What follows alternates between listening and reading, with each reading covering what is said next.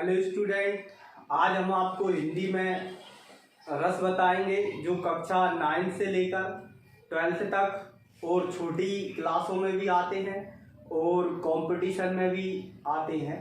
तो आज हम आपको बताएंगे रस क्या होती है। तो देखो, हम इनको बहुत सिंपल तरीके से पढ़ेंगे और बहुत सिंपल तरीके से इन्हें सीखेंगे। ऐसे सीखेंगे कि आपको कोई भी परिभाषा याद नहीं करना, बस एक बार अच्छे से समझना है।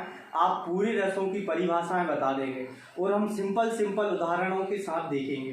तो देखते हैं, सबसे पहले हम आपको रस बताएंगे कि रस क्या होते हैं। तो रस की पहली चीज़ है परिभाषा। तो जब हमें कहीं भी किसी भी दृश्य को देखने या सुनने में जो आनंद मिलता है, हम उसे रस कहेंगे। तो परिभाषा हम इस प्रकार कह सकते हैं कि किसी काव्य को पढ़ने, सुनने या देखने में जो आनंद मिलता है उसे रस कहते हैं। सिंपल सी परिभाषा क्या है? किसी काव्य को पढ़ने, सुनने या देखने में जो आनंद मिलता है उसे रस कहते हैं। अब है रस के भेद कितने होते हैं। तो सबसे पहले इम्पोर्टेंट है रस के भेद। तो यह रस के भेद या अंग, या हम इनको अंग भी कहते हैं, पार्ट उसके। रस के कितने भेद होते हैं? तो रस के 4 भेद होते हैं। आपको ध्यान रखना है कि रस के 4 भेद होते हैं। पहला है हमारे पास स्थायी भाव, दूसरा है विभाव,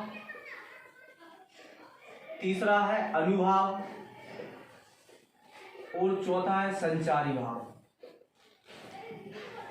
हमारे पास रस के 4 भेद होते हैं। पहला स्थायी भाव, दूसरा विभाव, तीसरा अनुभाव और चौथा संचारी भाव। तो ये भेद होते हैं। इन भेदों को मिलाकर हम पूरे रसों का अध्ययन करेंगे। ये हमारे पास बहुत महत्वपूर्ण है। तो सबसे पहले हम बात करते हैं स्थायी भाव की, कि स्थायी भाव होता क्या। स्थायी भाव मतलब अपने अंदर जो विचार होते हैं, है ना।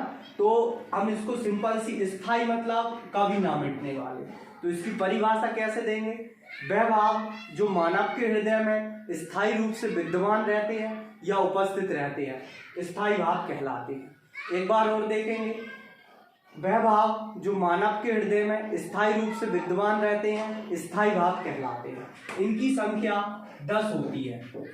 इनकी संख्या 10 होती है। ये पता होना चाहिए कि स्थायी भाव की संख्या कितनी है, 10।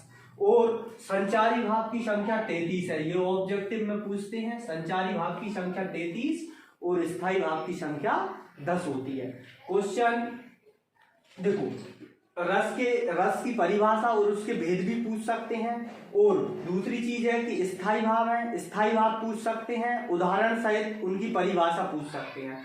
तो अपन देखेंगे कि सबसे पहले स्थायी भाव कौन कौन से हैं, रस कौन कौन से हैं और उनके स्थायी भाव क्या है। तो सबसे पहले हम इधर देखेंगे रस के नाम और दूसरी तरफ लिखेंगे स्थायी भाव। रस के नाम और स्थायी भाव। तो पहली चीज है रस का नाम। यदि हम श्रृंगार की बात करते हैं, एक हमारे पास है रस, श्रृंगार रस, तो इसका स्थायी भाव है रति। दूसरा है हमारे पास करुणा या करुण, इसका है शौक। तीसरा है हमारे पास रौद्र, इसका है हमारे पास क्रोध। रौद्र रस का स्थायी भाव होता है क्रोध। चौथा है हमारे पास शांत, शांत का होता है निर्वेद। हमारे पास 5वां रस है भयानक,